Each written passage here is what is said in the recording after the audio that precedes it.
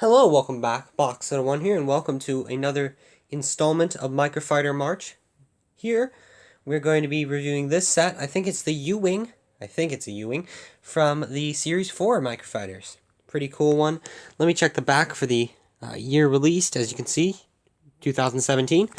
Pretty cool little series here, and one of my favorite movies from Star Wars, Rogue One. Definitely a great set. Now let's get into the figure.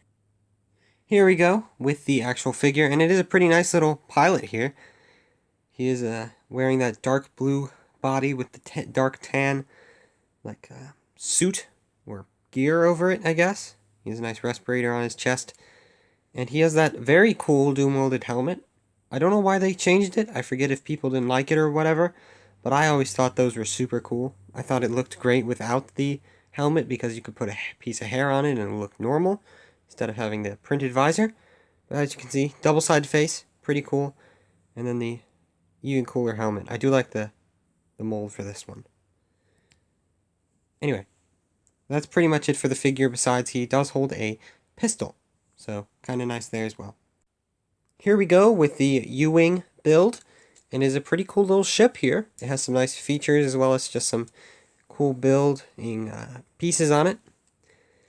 First of all, you can sit one figure in there. It does not have a control console or anything, but it does have this little stud back here, which if you grab your minifigure's blaster, you can stick that in there. That's one of the things I liked about these older ones. You could have a space for the blaster.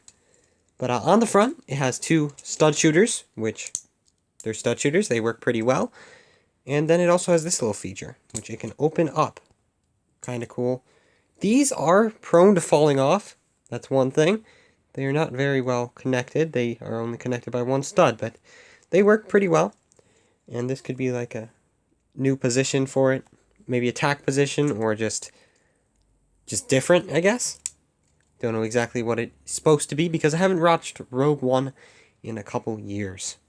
It's a pretty cool little build there. You can see there's a area where the gunner would be on the underside. Kind of cool that they have that.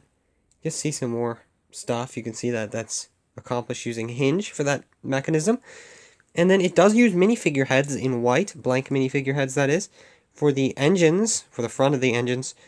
And you can see there are 4 of those. So good way to get 4 minifigure heads in white.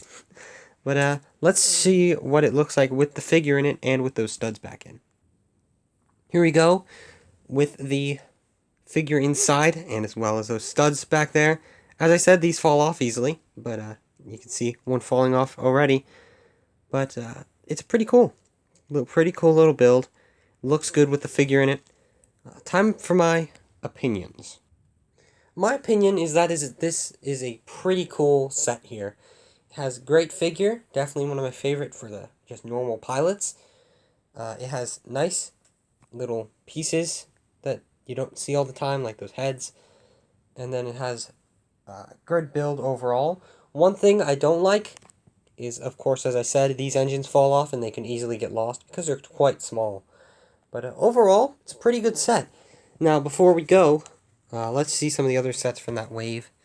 You can see all those very good Rogue One sets. This one is crazy expensive, the figures. One of the sets I really liked back then, but I didn't get. These are the other 4 from the theme, or 3 from the Series 4. I don't have any of them, but I saw this one for sale once, and I didn't get it. But it's a pretty cool set, this one, and a pretty good series as well. Anyway, let's see what we're doing next time. Next up, on, I think, Tuesday, we have this from Series 2. One of the series I have a couple from, so that should be fun, the Snowspeeder. Anyway, I do hope you enjoyed, and I shall see you next time. Goodbye.